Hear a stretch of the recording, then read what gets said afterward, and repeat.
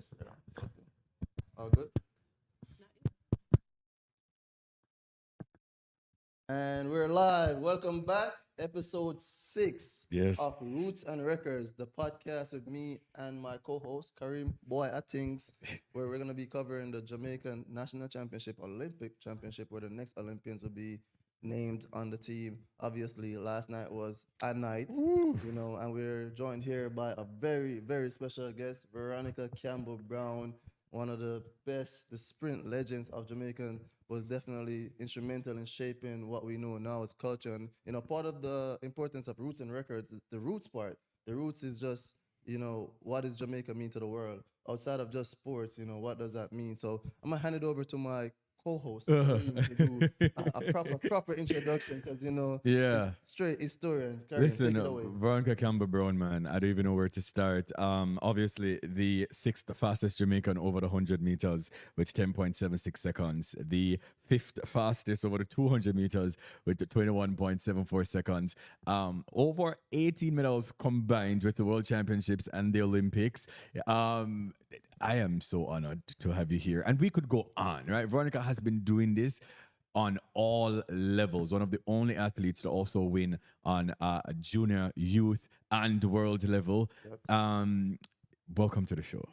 Thank you so much for having me. Because if I start to talk about your accolades and your achievements and your accomplishments, I feel like the entire hour. 1 hour, 1 hour. And I'm trying very hard not to be a super fan because Veronica, you got to think like watching you on TV, like in school, and like your influence on us is part of the reason. Like myself, especially being able to go to Jamaica College, two college man by the way. Yes.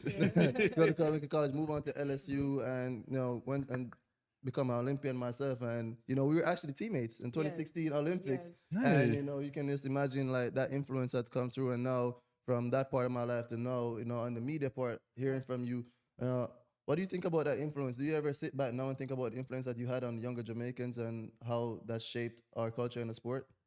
Absolutely. So I was influenced by so many great athletes that has gone before me, such as Merlin Atim, Yep. who I absolutely adored.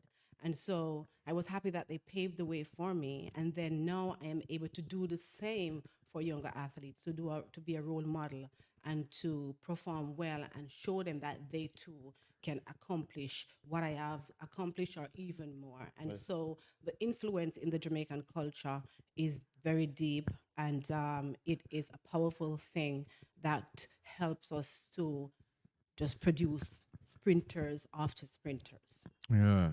Listen, as Fitz says, I don't want to fan out. I don't get I'm holding it in. right. I don't get excited much, Yeah. for a lot of people.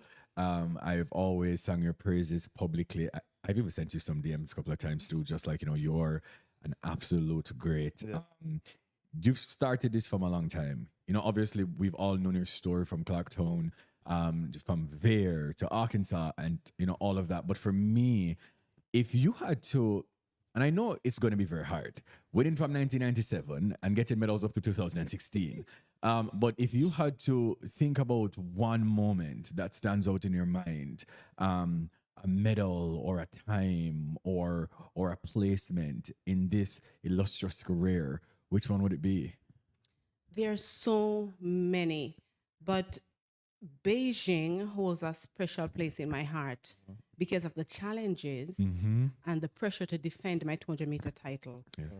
At the 2008 Jamaican trials, I finished fourth in the 100 meters. Yes. I did not have a spot in that event. And I had 24 hours to regroup, to get rid of all the negative thoughts that were going through my head and come back to the track with confidence to make the 200-meter team. And I was able to not give in to the negative voices and to look back at my training, to be motivated by my preparation and my potential, and went back to the stadium and won the 200 meters and secured my spot. And I went on to Beijing and won the 200 meters, defended my title, made history by becoming the second woman to win back-to-back 200. Oh, at the yes, time. indeed. And so Beijing just stands out in my mind for those reasons. Wow. And Beijing was such a historic, moment For for Jamaica, overall. just in general. And I just want to talk about the longevity because Kareem touched on it, from 1997 all the way up to 2016, with, me, think about that. Can you imagine? I was 4 years old in 1997 and then end up being on the same team as you. What was the key in that longevity and having such a long career? Me, myself, being like a track athlete, no, it's not easy. And it's harder than people even think. It's not like having a career as a consultant or something like that. You have to stay on top. You can't be average and stay in the sport that long. What was the key in that longevity? There are so many factors, but I will point out a few. Being consistent with my training, being adaptable, and listen to my coaches and get good advice from people who really cares about me, and being able to bounce back from the setback, the disappointments, the injuries, and having faith in my ability and the gift that God has given me are some of the things that really help me to stay focused, taking it one step at a time and set my long-term and short-term goals and continue to work towards them. And being consistent, as I said, and being adaptable and having faith were some of the key components that helped me to have such a long, successful career. That's good. I mean, it speaks on your tenacious spirit, obviously. It speaks on grit, it speaks on determination. But, throughout, well, we've known the stories and the injuries, throughout the career. Were there any moments prior to you actually retiring from the sport in 2021? Were there any moments doing that you were just like, you know what, maybe I should just hang it up and just call it a day? No, I never really feel like I had enough. I never have enough in track and field because the more I achieved, the more I was motivated to push the limit and to see how far I could go. Actually, in 2020, I was preparing for the Tokyo Olympic Games, and 2 weeks before the trials, I got injured. And I think I was overly excited. I ran a really good time and I felt good. And instead of us, I guess I will blame me because instead of backing off in training, I was pushing it too much and I got injured. And at that moment, I realized that, okay, this is a good place to just hang up my spikes. I didn't want to come back 2021 and try to start over after missing that half of 2020. So I think that was the only moment I felt like, okay, it's time to give it up. But prior to that, I'm always trying to figure out, how can I get better? How can I improve my technique? How can I continue to push towards to see what else I can offer to the sport? Was it painful to retire? Because I know Pitts would talk about, retiring, and I'm not an athlete, just a super fan of the sport. And, I can't imagine, like me being in media, I can't imagine myself just, stopping. But was it painful to make that post on social media? For me, I love to see the greats, go out on a bang, right? So we can celebrate as fans, probably in the stadium. We didn't get that chance with you. So was it painful to not go through that aspect of your retirement? It was very emotional because, as I said, I had my mind set on trying to make the team for the 2020 Olympic Games. And within 2 weeks of the trials, everything just stopped. And I didn't have enough time to recover to say, okay, let's continue to go at it. So it was very emotional for me. And it took me a few weeks to really get over it. But now that I'm on the other side as a spectator, I enjoy supporting the younger athletes. My brother Sean Bailey is the 400 meter. He's running the 400 meters. He came second last night. And it just gives me so much joy to be on the other side supporting. I saw so many great performances last night. Stressful too, right? Yes, I still got nervous. My first thing I'm thinking, it's almost different. Yeah, I still got nervous though. Yeah. I got nervous when my brother is running, and when the sprint events, I got nervous for all my fellow Jamaican athletes, Elaine, Shelly, and Sharika, all of them on the edge, like let's go. But it's I had a great career, and so it feels good now to be on the other side and just supporting and enjoying the sports and seeing the great results are amazing. Especially last night, there was some surprising, and I feel really good about Team Jamaica now that I did a few weeks ago. About that. Yes. And earlier just now you said something very important. I don't want to browse over it because I think it's important for the audience to know. The more you achieved is the more you wanted.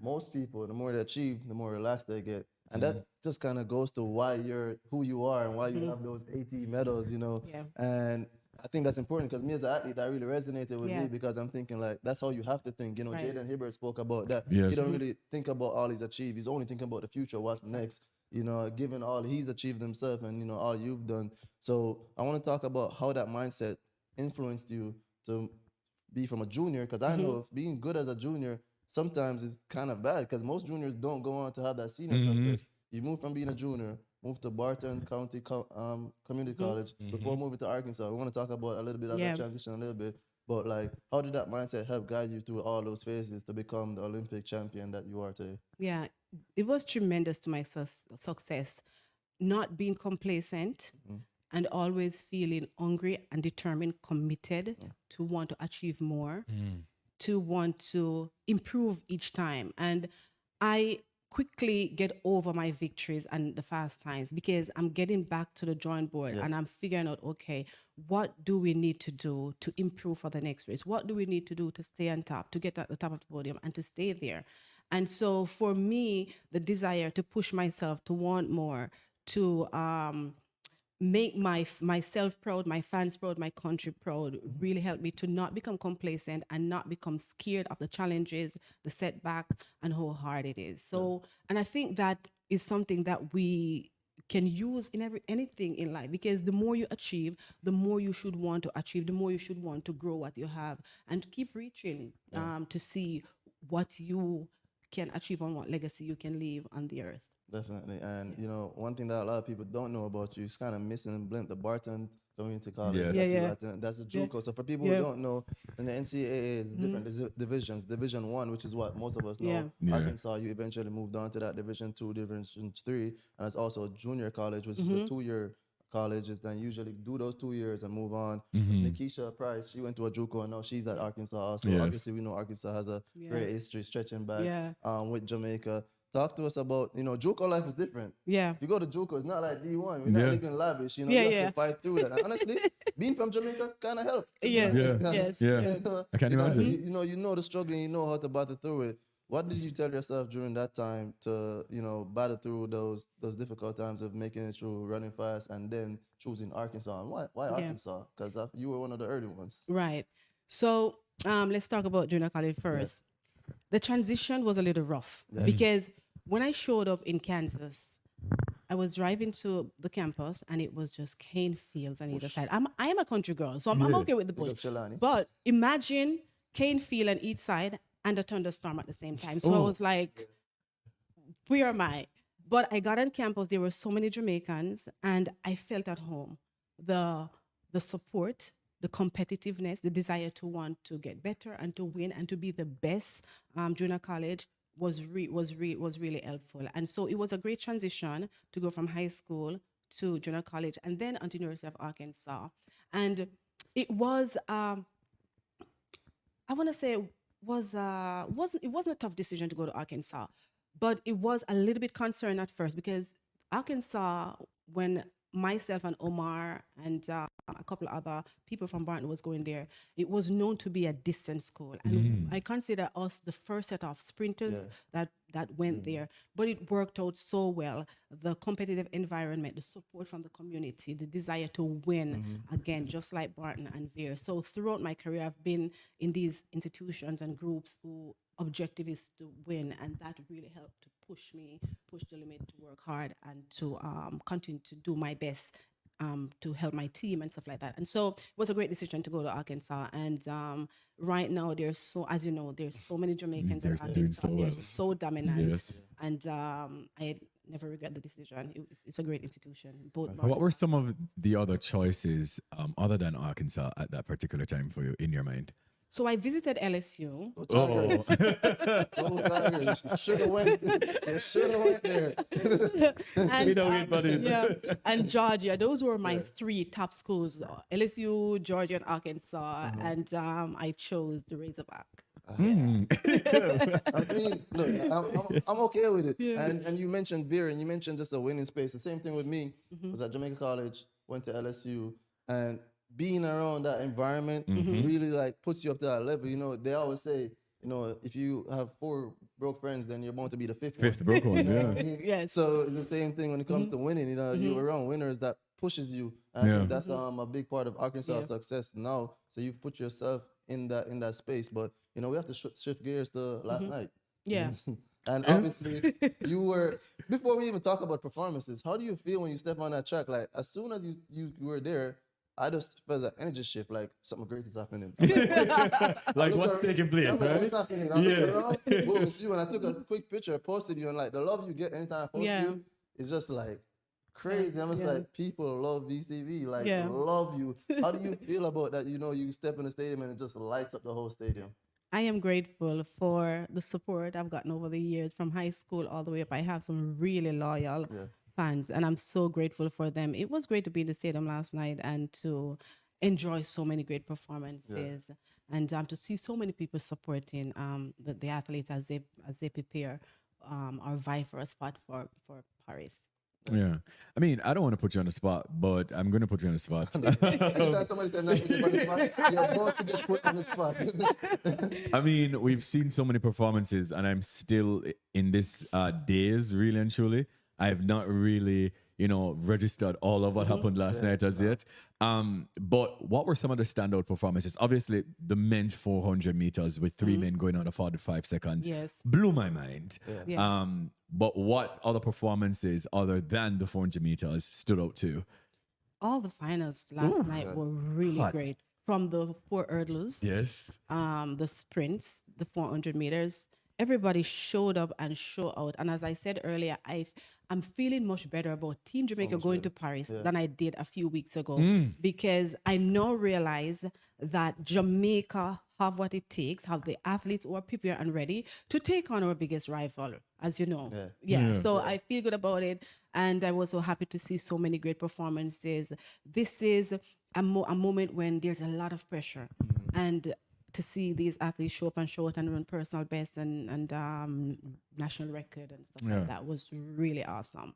I'm not an athlete, and I will never be, obviously, at this point. Don't touch it. 2028. Fit, I am old like Jesus. 4 years. 4 more years. Very old fit.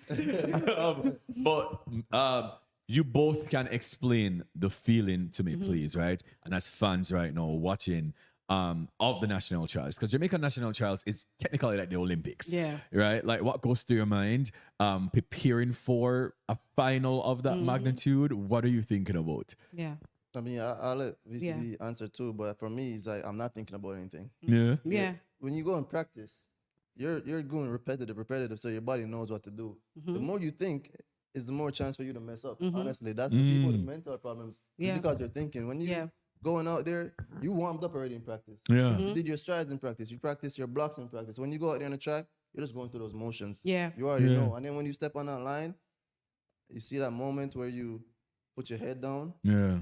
blank. Yeah. Really? Not thinking anything. Yeah. When they say set, your body reacts to that. You've done it in practice. Yeah. Then the gun goes, nothing. You just Do you hear performing. all the cheers in the crowd though? No?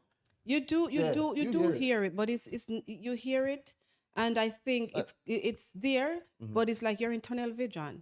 You're in tunnel White vision. noise. Yes, as Fitzroy said, you are just there, focused, and all you're listening to is that sound, the sound of the gun, and it's muscle memory. Everything just happened because you have practiced over and over. There is no time to think about anything. All the execution, everything just fall into place. Yeah, because if you're thinking you're going too slow, you should not even. You shouldn't really know what's going on. If I'm running a 200 meters, which you have more time to feel. If I'm feeling what I'm doing, I know I'm not hitting everything as well as I should. It should be just. It should just be an execution thing and you're ready. And I would say one thing I would give advice to fans, I've always seen this, right? When the 100-meter people are like, they're like warming up and fans are in there calling their names. Yeah. out. Stop doing that. Like I've said that so much. Stop doing that. Like, I'm so locked in right now. I love the moment. In covering media right now, I think one of the things that don't get covered much is that what's happening leading up to that going down the line. Yeah. The focus, the energy back there when those 100-meter runners are just like, nobody's talking to nobody. You're not seeing any smiling. Yes. Everybody's straight, Yes. focused. There's so much strong energy going on around there. That's everybody just locked in. I love that part of what's happening, but please stop calling me names. There's somebody from the stadium. Like Yeah. yeah. I'm gonna say, walk up first. I'm gonna say, I'll come back to you real quick. Yeah. Yeah. Remember, but VC, you won the title. what type of advice would you have to some of our first-time Olympians, your brother, going in now looking to achieve what you've achieved before? Focus. I always tell him just focus on you, your lane, your training. Yeah. Just trust yourself, trust God, trust your potential, and being consistent in eating right, training, rest and recovery, and stay in your zone mentally. And that's all you have to do. Just stay the course and continue working and towards your goals and take care of your body. Take care of your body. This is very important. Speaking of first timers, right? You know, obviously your junior career. You know, you just whole heap of things from Carif to go right over. You know, World Juniors. You know, all of that. But there's something that stands out in my mind, and it always does. In 2000, you were like 18 thereabouts. Yes. So, you know, obviously after winning the World Juniors, obviously after accomplishing all of that the year before, you were asked to run on the 2000, I think it was Sydney, Yes. 4x1. And you got a silver medal then. Enough people don't Correct. really remember that. And you ran the second leg on that 4x1. But it's the persons who were on the team for me. And I'm going to just stop at one name, Merlin Atty, who obviously you look up to her so much.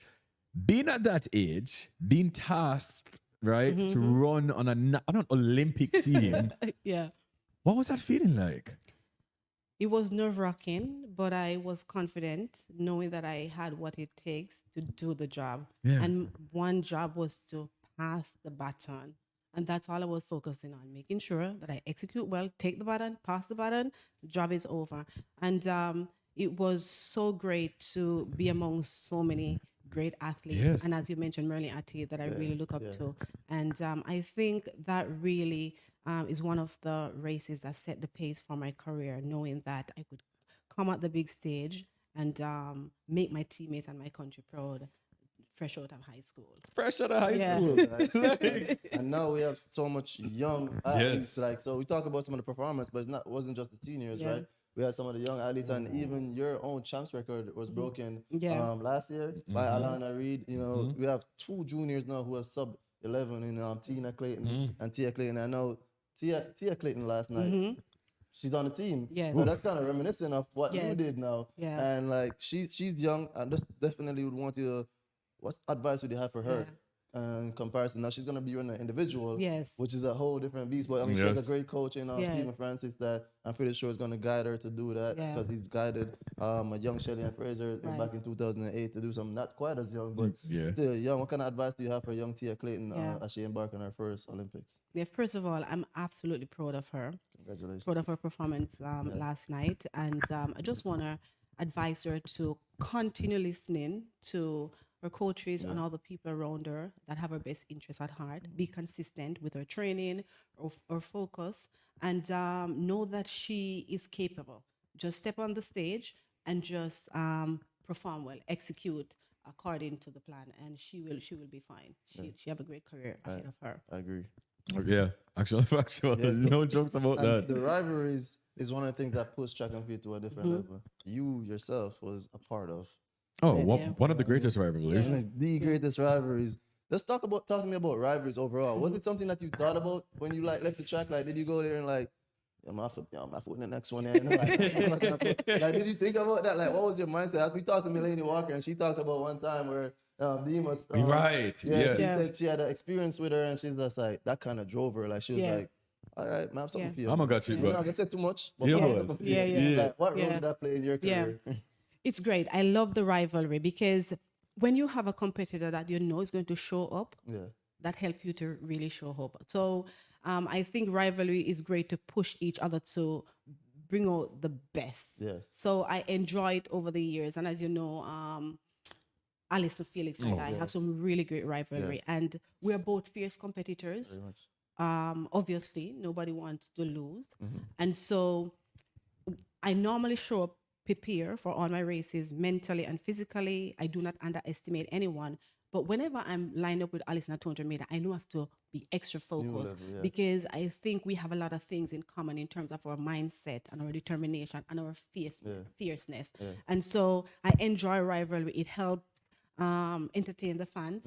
bring excitement to the sport, and also help each athlete or the athletes who are rivaling each other train hard and stay focused and know that you have to step to the track ready to give your best or else you're going to lose. Is there any race from you guys, particularly that you remember, like this was like a good race, or just hedge in the back of your memory? Beijing. Hey, that Beijing, Beijing. that Beijing is special. Beijing, because I know Alice was coming for me in Yes. Beijing.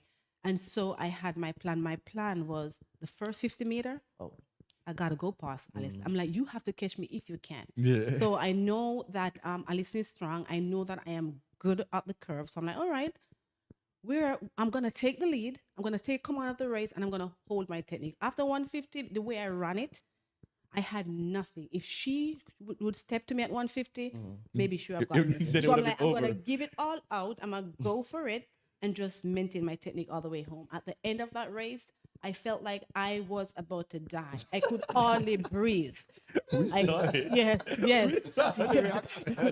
So and then not having the 100-meter rounds Yeah. really helped me to feel fresh, Yeah. and I had the time to just focus and just meditate and visualize my race, and it was executed according to plan. Just Perfectly. go from the gun and just bring it home. Listen, one of my best moments from you, but the number one favorite moment of yours, no, 2004, Yes. Athens, the first Jamaican and Caribbean woman to win a sprint title. You won the 200 meters. For me, I've been watching track and field for a while. I'm not going to disclose my age, but yes, I watched it live. For me, 2004, Fitz, you can tell me if I'm wrong, but there was kind of a lull. And 2004, we saw like a Safa, and But that era of sprinting. Then ushered in these younger Yeah. generation of sprinters, right? Your reaction to winning that gold medal when they put the crowns on painted, right? When you were singing the national anthem Yeah. and you cried, we all cried. Yeah. I'm about to cry right now. Oh my God, man. I have goosebumps just Yeah. thinking about it. That's a memory etched in all of us minds Yeah. because we didn't think it would have been possible. Right. We were so close many, Yeah. many times with so much of the greats. Yeah. And here we are, hearing Yeah. our national anthem Yeah. in a 200 meters. Yeah. Walk us back through that, please. Yeah, it was surreal. So being on the podium, it was a childhood dream came through. I always, one of my goals was always to win an individual Olympic gold medal. And being on the podium, when the national anthem started playing, everything just started rushing through me. All the goals I've set as a young girl, and seeing it become reality and hearing the national anthem was so overwhelming. I was brought to tears. I mean, obviously, we saw the tears. Yeah, it was a great moment. That picture is just like, I thought, moments. We talked about that working in yeah, media. yeah, Catch that moment, it will never happen again. It's a Yeah. stage in the back of time. But that example that Karim just brought up is perfect to what I was saying when I talk about your influence. Yeah. The first to ever do it, you made us know that it was possible. Ooh. So everyone that came after that and did it was because you did it first. Because like, if you never seen anyone done it was before, it's Yeah. just like you can't think. But you've seen like Veronica did it. right. It was possible. And you just brought up back from being from Trelawney. A lot of Yeah. people don't know. I was actually born in Trelawney. Oh, Every time you say that, Fitz, I'm just like, oh, which part? I was born in St. Vincent. Nobody St. will know. Vincent. If you're not from Trelawney, you're probably not going to know. It's right outside of Albertown. You know what I mean? Oh. St. Yeah, Vincent. St. Vincent, yeah. My husband is from Stettin, which is right outside of Stettin, yeah, I used to live in Albertown. Stettin. But I don't know St. Vincent. St. Vincent, yeah, it's right by Albertown. Like, literally used to walk from St. Vincent to Albertown, which, Really? Oh, Yeah, so- okay. So What have we maybe got on there before you go got with a lot Fitz? of family in Warsaw, which is Yep. not far from where you're from. So Yeah, I grew up in like, Warsaw. Oh. Yep. the Jamaican influence Yes. worldwide outside of track and field. What has that been for you wearing those colors when you're off Yeah. the track? Give me so much pride to really wear the black, green, and gold. And brand Jamaica Yeah. is admired and loved by so many people Yes. over the world. And being at these championships over the years, I always come across crazy Jamaican fans. They Yes. always show up with their flags in their colors to support us.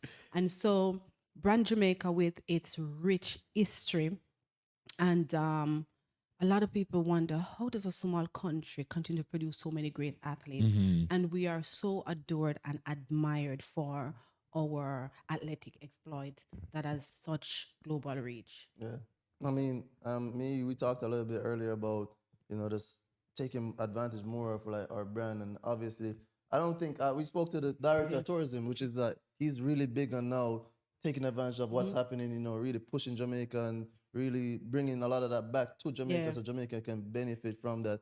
Someone like yourself, you saying Bo, Shelly, and Fraser, your guys' brands were so popular, but Yeah. I don't think we did enough to really capitalize, really, Yeah. monetize on our brand. I think a lot of other places monetize us better than we Oof. monetize ourselves. Yeah. And your brand yourself, obviously you're so humble. We hardly get to hear from you. Yeah, the people love you. We understand like how important was that side of things, the branding, the business, and how important was that in your career? Did you handle a lot of that? Did you hand it off to somebody? How did you navigate that side of things? For me, managing my brand is about being authentic Yeah. and give quality to my supporters and fans. Whether I'm posting on social media, make sure that whatever I'm posting is either entertaining, educational, or motivating. And I'm very humble, so I don't take credit for all that I've achieved because I know it wasn't talent alone.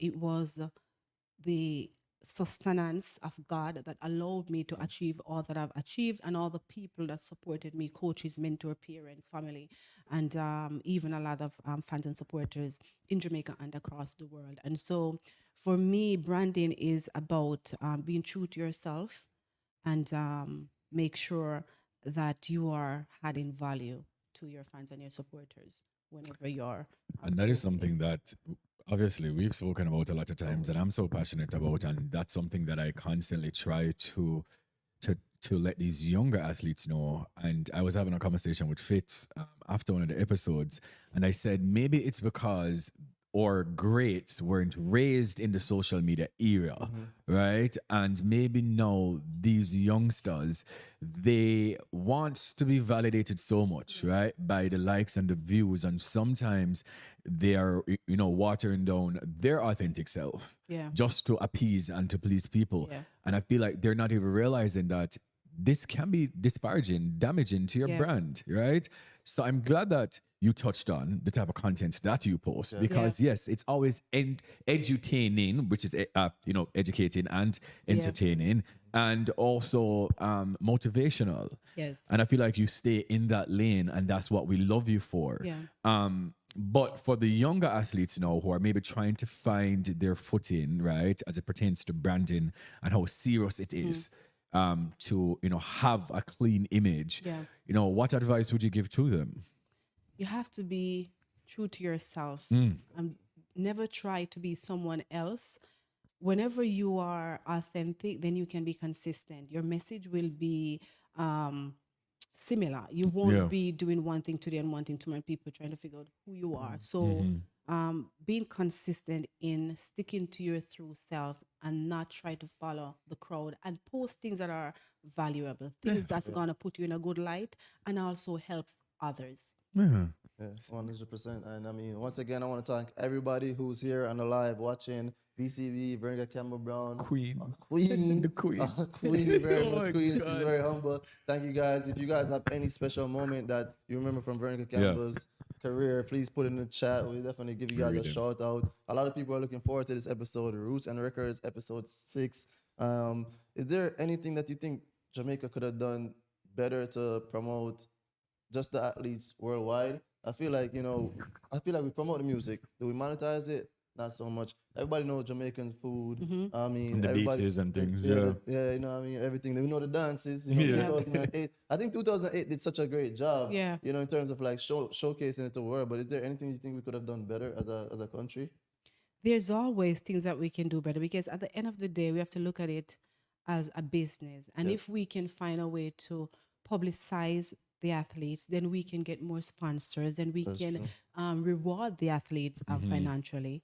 And so I think Brand Jamaica need to make sure that they are doing enough to showcase the athletes, to gain new fans, and to gain the support, and not only financial support, but also just the physical support, having people show up at the meets, and just creating an environment where athletes feel comfortable and can get whatever support they need, because not every athlete, when they start out, they have a contract and can take care of their needs. So if we promote the athletes more, Yes. we can get more resources to give to the ones who are in need as they work towards getting a contract. And that's why we do what we do, man. That's what we're Yes. doing. And Right. the brand Jamaica, legend is telling you advice. You know, we talked to Tanya Lee Perkins, she's a marketing specialist. She managed Jaden Hibbert and a lot of other athletes in Jamaica. And one of the things that she really touched on is post-career, Yes. post-competing career. And Yes. you're you're an example of that, right? Yeah. Of doing a good job of continuing your job of being a post-athlete on social media, really managing your brand and monetizing off that. Was that pre-planned, or did you know, like, okay, this is what I'm gonna do after, or did you figure it out after? Towards the end of my career, I start looking at the transitional process, and I know that I want to give back. I enjoy motivating others.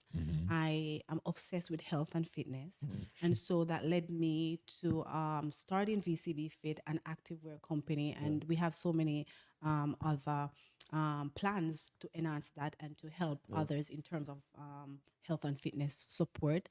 And so the transition is not easy. And whenever you are competing, you're so zoning and track and field training, running, and making sure that you're in the best shape. And it's kind of hard to focus on post-career activities while you have to stay in the zone.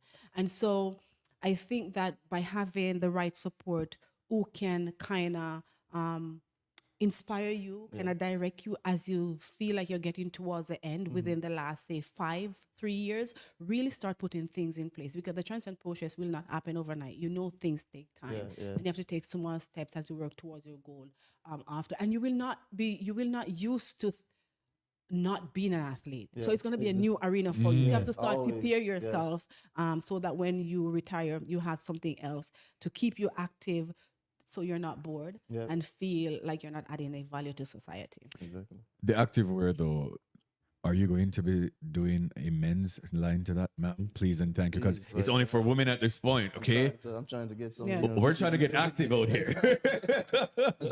It's Is it coming? It's only for women at this time. Yeah. But in 2024, we're not going to have menswear yet, but we're hoping that 2025, Yes. we will start venturing to the men's activewear arena. At least a shirt. Yeah. Yeah, something. Yeah. Shirt, so we Yeah. can say, Just give us something. limited Yes. edition. Yeah. Yes. You know what I mean? And, talking about business, the business of track and field has not only been, growing, but it's been more public. You know, one of my main things when I just started media was the secrecy behind track and field was really, one of my irks was just the financial part. So like, you didn't know, what that person was making. Not in the sense of pocket watching, just in Right. the sense of like transparency in business, how much meets are paying so that Right. everybody can be paid fairly. I want to get your overall view on this new financial openness, the new leagues. Just give me your overall thoughts on what you've been seeing coming out now. And when we can get into the Jamaica side of things, where, all the Olympians are getting 360,000 JMD dollars. Yeah. And 4x4, if they were to qualify, they would get $1 million to share between the runners. It is awesome. I like the transparency. A lot of time we don't like to talk about money, but we need to, because whenever we have the openness, then people will be able to be paid fairly. And so I like that we are now being transparent about the payment that athletes are getting. It is good for the sport, and I think we need to make sure that we keep the transparency. Yeah. I kind of would like to kind of shift gears, yeah? Being a mother of two, I'm sure is not easy. Being a wife, also a motivational speaker, an author, a businesswoman, post-athlete.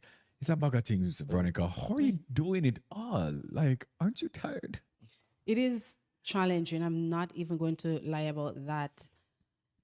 I don't get as much rest or sleep like I used to when I was a pro athlete, but I've gotten used to it. Parenting does not come with a manual, but we figure it out each day.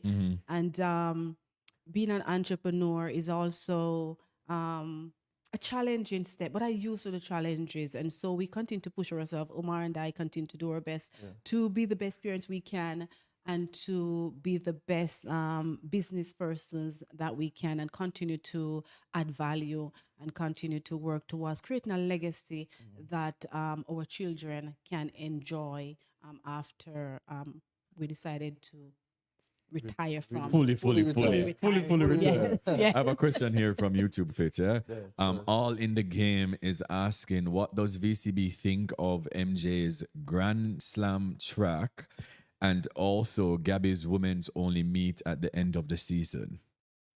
So The Grand Michael, Slam, 100,000 for Yeah, the winner. for the winner. Of each meet, what, 4 meets? yeah, So it's 400,000 possible, $400, $400,000 US dollars this time. US, Yeah. USD Yeah. dollars Yeah. from the new MJ. What do you think about it? I love it. Yeah. I'm glad that there are companies who are investing in track and field. I feel like track athletes over the year has been some of the lowest paying athletes, and it's not easy. It's not a team thing. There's only a small aspect, the relays, Yeah. but it's individualistic, and it's a lot of hard work. There's a lot of resources that goes into preparing for these championships. So I'm happy to see that MJ is in a position to receive the support, to Yes. now offering Yeah. a great sum of money to athletes. It is needed. Have you ever and I love it. envisioned that though? 100,000 US dollars for one meet, or is that something that you knew was coming? I always think that athletes need to be paid more. And I think 100,000 is a great start. a But I start. see, I can Yes. see First that thing, that yeah. will continue Of course. to increase. Because if you look at tennis, Yeah. a tennis match, Serena or the top athletes could be 3 getting, million? yes, Yeah, for the month. Yeah. anywhere For from the million, tournament, 3 yeah. million, half million. It's a lot of money. It's a lot of money. So I think track athletes deserve more, and I'm glad that people like MJ is taking the initiative to give back in a meaningful way, so that athletes can be financially stable. There are athletes who would go overseas and then they come back home and they cannot pay their bills. They don't make much money, and Yeah. so I'm Same happy thing to with see. that I'm happy to see that they will feel rewarded in a way that they can focus more and performing Yes. better, as opposed to thinking about, oh, they're gonna pay the next bill. Exactly. And speaking about Serena, her husband is the one who's hosting the women's only meet. Yep. Yes. And Gabby Thomas is the first athlete Yes. there. And obviously, I think it's great to make a space for only women, because obviously we know the story of women Yeah. being left out of spaces that Yeah. they should have been included in. Yeah. And obviously, even you yourself, you have your active wear that's focused around, providing for women, making sure we have good health and for women. So what do you think about meets like that now being possibly a staple? And they're paying too, $60,000. A lot of money now, man. $60,000 for It's to win the improving. meet. Yeah. So what do you think about that aspect coming into track and field now? It is awesome, as you pointed out. Women has always been at the bottom of the table, so to speak. If you look at the top earning athletes in different sports all across the world, they're all men, and the amount is a huge difference. And so to be valuing women in that way, to say, okay, we are gonna create something for you and reward you for it. It's great.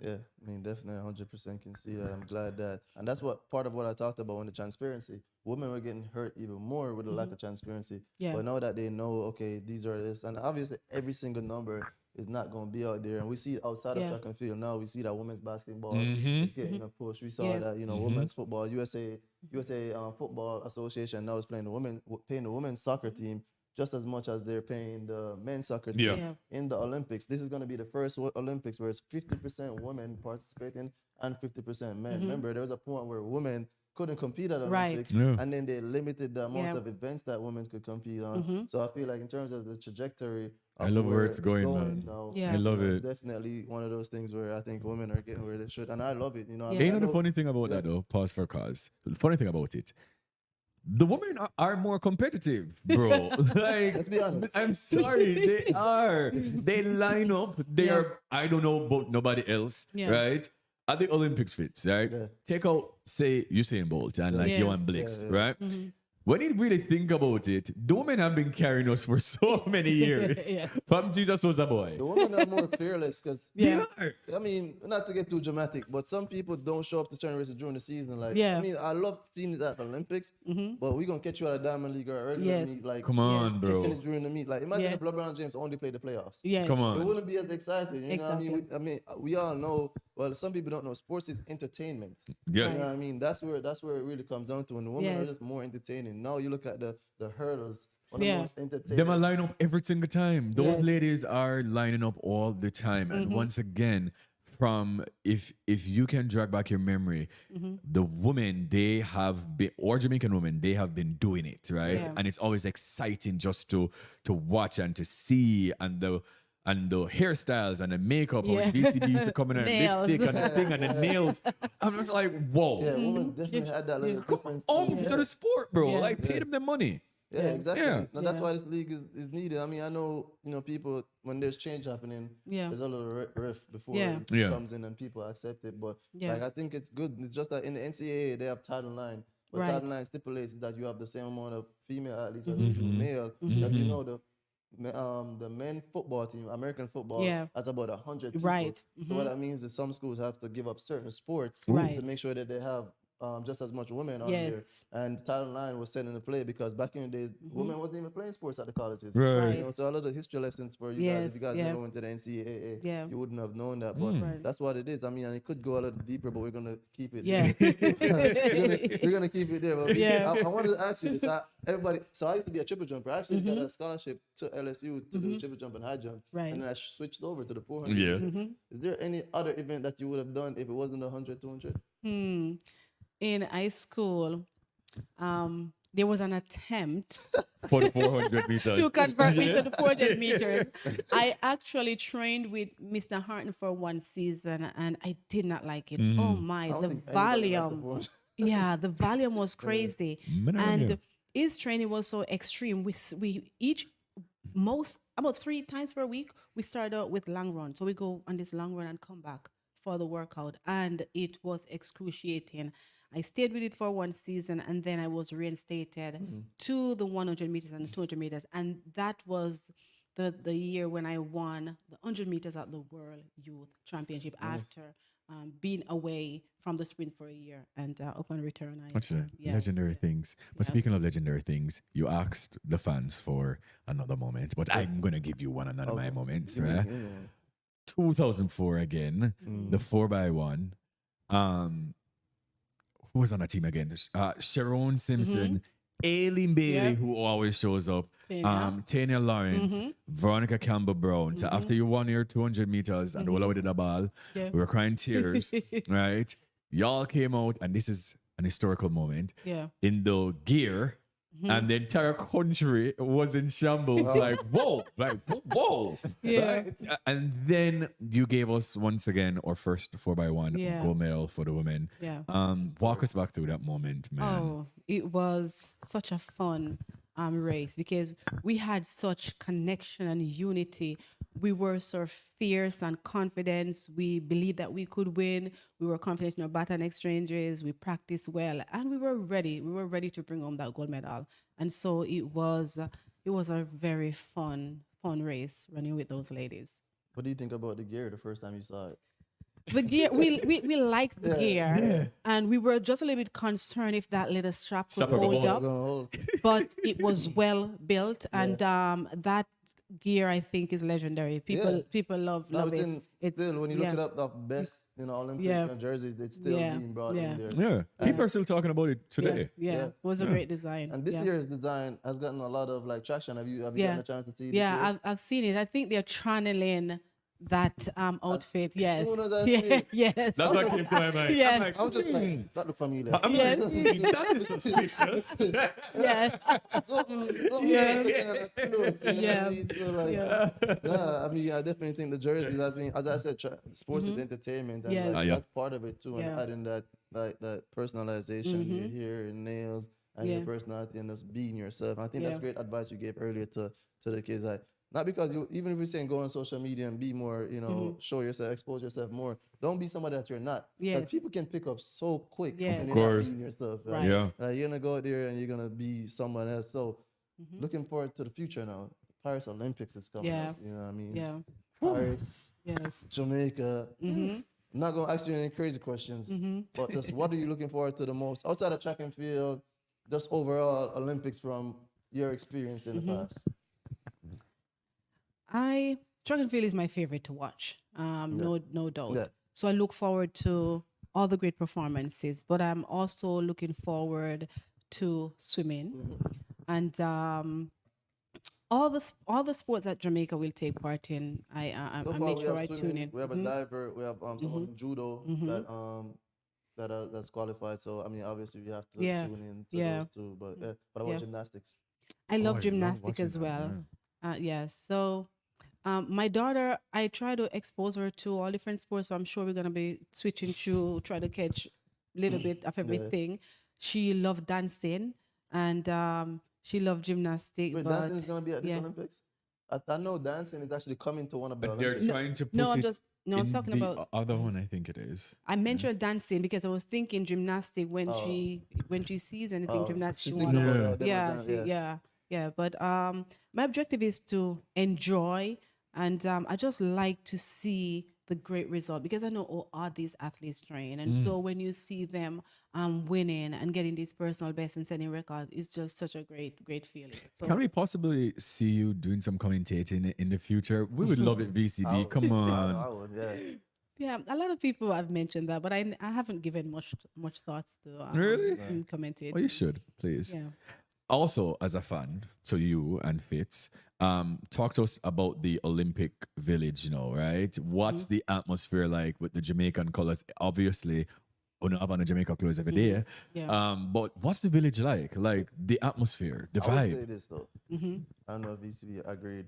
I feel like the camp before is better. Okay. So explain. We're getting our own food, so they usually bring the chef in. Yeah. We're here for like probably close to 2 weeks, you know. Before going Before to the going to Olympic actual Village. Yeah. Okay. So like yeah. you know, you have to go over there and kind of accommodate yourself to the Yeah. surroundings, Yeah. you know, get used to everything.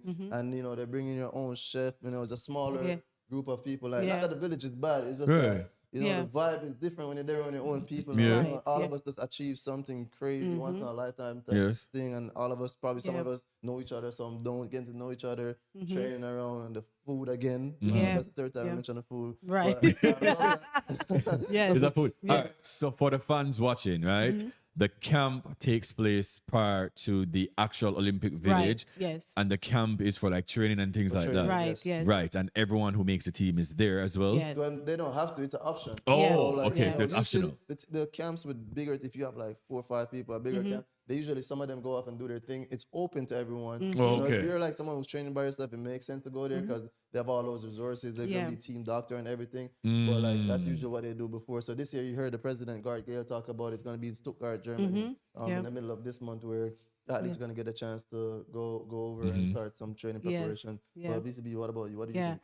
I do agree. The camp is always fun, especially when they brought in Jamaican chef. Yeah. So we get Jamaican food. Imagine being away from home and you find a Jamaican chef who can cook And him can't cook. and it Actually, tastes and it's actually. That's good. the point. Yeah. And you can't cook. Yes, because Jamaican food is not always the same outside of Jamaica. Yeah, so you appreciate when you have someone who really give you the flavors and stuff. So and then with the camping, you get to know each other, train together, and get acclimatized. By the time you get to the actual village, you are prime and ready to go. The village is a little different. You have a lot of different foods. You have options, and so you can be picky and find what you want. But being able to get exactly what you like and what you know at the camps, and being around your teammate and being motivated by each other training and prepare Yes. is great. But the village is great as well. You And I get in can't there, im- it's zone in. And I can't Yeah. imagine like when you guys were back now with a medal, right? Yeah, What the camp is like and the Right. celebration from the other athletes. Man, I got to be in one of those camps one day. But Yeah. Yeah, no, it's a great feeling. I You can know, imagine. contributed to that. Yeah. Talent. Yeah, but the village itself, and I'm gonna try to get some footage this year. Please, of the Fitz. village, Okay. Yes. of what's happening in there, because I feel like it has so much different dynamics. Because obviously, so there's like there's a gym there. There's a lot of different like actual restaurants. I remember I know I only made one Olympics, not 10 like VC. You know what I mean? So she gets to see like all. But the you different still made people. one. Yeah, Yeah. I still made one. But like the experience, you're just walking around, but I did not know it was like this. I mean, Yeah. people definitely need to see. You see like Yeah. these big restaurants that's there, the everything. So and then we walk around with our pins. Yes. And you exchange Trade. your pins with other countries. Really? So like that's one thing I'm gonna look to show people too. Yes. How it's like a little pin economy. And see, Yeah. here's the thing that I would say.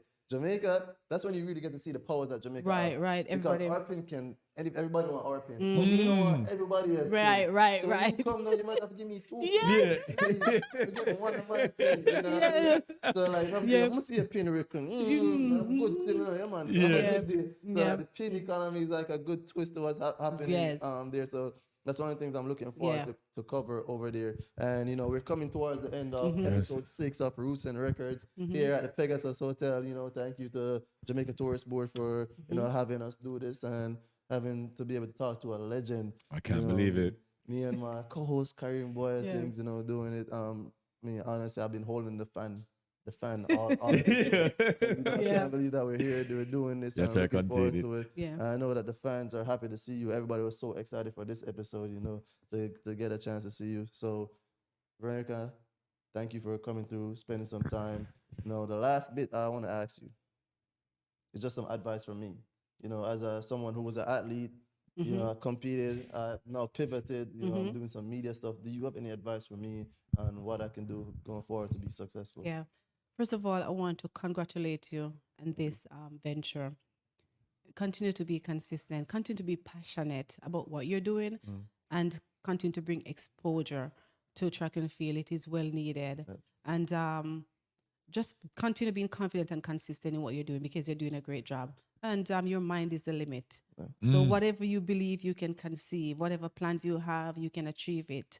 So just continue to set your goals and just taking steps towards them. Thank you. Mm. Hey, I'm ready. Bro. I'm ready to do it. Just finally, though, from me, thank you so much for your contributions. And I mean this from the bottom of my heart. You made me fall in love with track and field. You were my first, icon within the sport. And, as for that, all of your achievements and all you've done, we could never repay you. So I just want to say, thank you so much. Thank you for giving so much to this country. Thank you for giving of yourself for decades. And, we're just wishing you all the best. You understand? Whatever it is that you'll be doing, we're going to be here supporting. And thank you for being here. Yes. Because I was stoked about this interview, okay? Yes. So thank you so much, man. Yeah. Thank. I mean, big shout out to Yeah, Clyde thank you. Bryan for making it happen. Clyde Yeah. was my agent when I was on competing. So Yeah. obviously, Veronica, great relationship there. Yeah. Thank you to everyone. Episode 6 of Roots and Records, the podcast by me and my co-host Karim Boyer, things to talk about the Olympic trials in Jamaica, which is heating up. Day Yeah. 3 today. The 200s ran this morning. We got the women's 400s coming on. We got the hurdles. 4x4 tomorrow, the hurdles. Yeah. Yeah. Tomorrow we might have somebody special on. Tune in for episode 7 of 7. We went for 7 days straight. Yeah. It doesn't carry me. It doesn't feel like 7 days. It doesn't really feel like 7 Yeah. days. I'm enjoying this with Fitz, man. Trust and believe me. I'm looking forward. This is season 1, so Yeah. next year Yes. we're looking to renew the lease. We're gonna Yeah, talk to some people. We're gonna make it I'm happen. big and better. Big and And better. things. Trust me. Yeah. Maybe we drop it in the stadium in the middle of the field. You while can imagine. as soon as the field, we say, come over, come talk to me. You know what I mean? Big up everybody who's ran. And last thing I want to say is, Shelly and Fraser Price. Yes. Your last Olympics. We don't know if it's your last season. You haven't came and said it yet. Yeah. But so far, we've enjoyed everything you've Yes. done. I mean, obviously, Veronica, you've been there since the start of Yes. her career and seeing the progress that she's made through. And now, last night she ran her last Olympic trials on the island, possible last race on the island. Yeah. And congratulations for everything that you've done. You've been historic in your career. A long career. And Yeah. thank you. Appreciate it. Yes. And thank you to everybody who's watched. Absolutely. See you on episode 7 tomorrow. Tomorrow. Thanks.